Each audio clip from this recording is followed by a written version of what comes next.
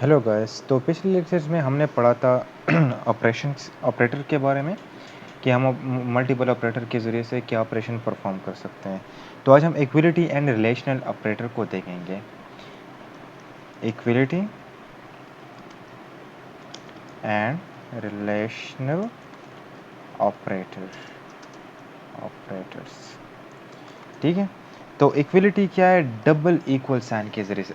अब देखिए, single sign क्या करता है? For example a equals to b, तो मैं क्या करता हूँ, कंपाइलर को कहता हूँ कि सॉरी a इक्वल 12 कि मैं क्या करता हूँ कि a वेरिएबल का एक स्पेस बनाओ मेमोरी में और इस a को ये 12 असाइन कर दो। तो एक्चुअली ये जो सिंगल इक्वल है ये असाइनमेंट ऑपरेटर है और डबल इक्वल इक्वल का ऑपरेटर के 12 के 12 इक्वल्स 12 है कि नहीं, या a इक्वल्स 12 है कि नहीं, ठीक है। तो हम इक्वलिटी चेक करते हैं इसके ज़रिए से। तो कंफ्यूज मत हुए, ये सिंगल इक्वल साइन में और डबल इक्वल साइन में मैंने फ़र्क समझा दिया। सिंगल इक्वल असाइनमेंट ऑपरेटर है और double equal actually equal operator है। फिर आता है ग्रेटर देन साइन, फिर इसके बाद लेस देन साइन, फिर इसके बाद greater than or equal to, मतलब ये वैल्यू इसके ग्रेटर है या फिर इसके बराबर है। और फिर आते हैं less than or equal to, तो इसका मतलब क्या है कि ये वैल्यू इस दूसरे वैल्यू से लेस है या इसके इक्वल है। और ये greater properly greater value check करती है। फॉर एग्जांपल मैं कहता हूँ कि इसको मैं रिमूव कर देता हूँ,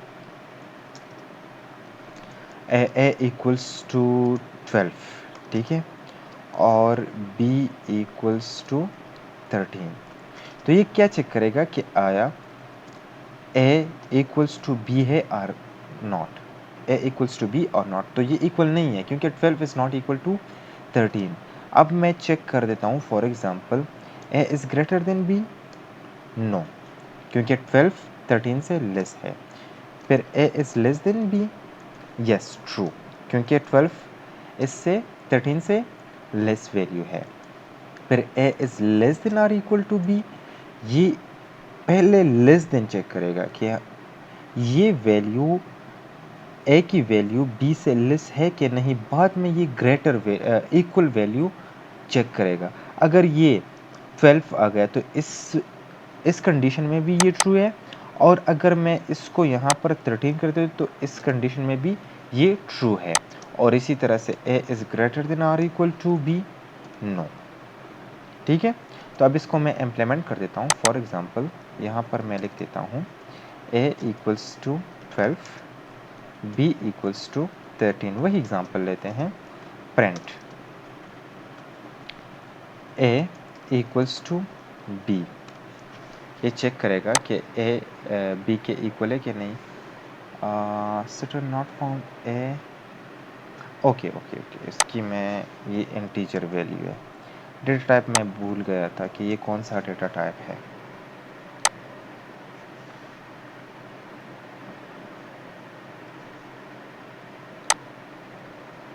फॉल्स, क्यों? क्योंकि a जो है वो b के इक्वल नहीं है, क्योंकि a 12 है और ये 13 है। अगर मैं इसको 13 करूं तो क्या आंसर आएगा? ट्रू आएगा, क्योंकि 13 इज इक्वल टू 13। अब मैं इसको वापस 12 कर देता हूं और मैं चेक कर देता हूं ग्रेटर साइन।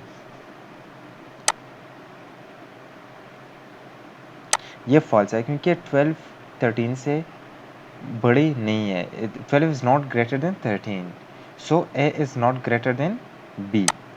अब फॉर एग्जांपल मैं एक दूसरी वैल्यू लेता हूँ, एंट c इक्वल्स टू, इसको मैं देता हूँ 14 फॉर एग्जांपल, और मैं दोबारा यहाँ पर एक और कंडीशन लगा देता हूँ, प्रिंट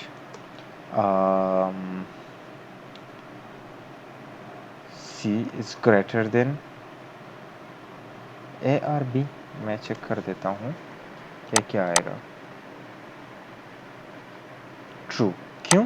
क्योंकि c की वैल्यू 14 है और b की वैल्यू 13 है, तो ये ऑब्वियस बात है 14 इज ग्रेटर देन 14। अब इसको मैं लेस कर देता हूँ कि C is less than B, तो नो, लेस नहीं है, ये फॉल्स आ गया। A is less than B, मैं चेक कर देता हूँ कि A की वैल्यू B से लेस है कि नहीं, मैं चेक कर देता हूँ, तो ये ट्रू आ गई क्योंकि 12 इज़ लेस देन 13। अब मैं इसको क्या करता हूँ, इज़ ग्रेटर देन और इक्वल टू B, नो,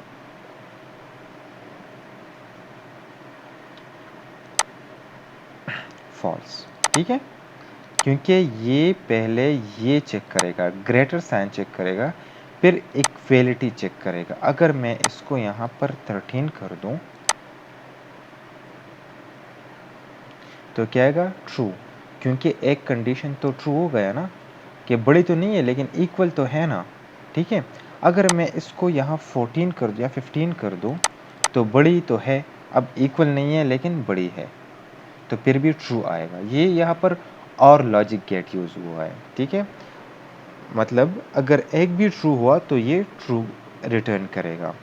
अब C इज़ लेस देन और इक्वल टू B, तो ये भी फॉल्स है क्योंकि C तो B से लेस नहीं है।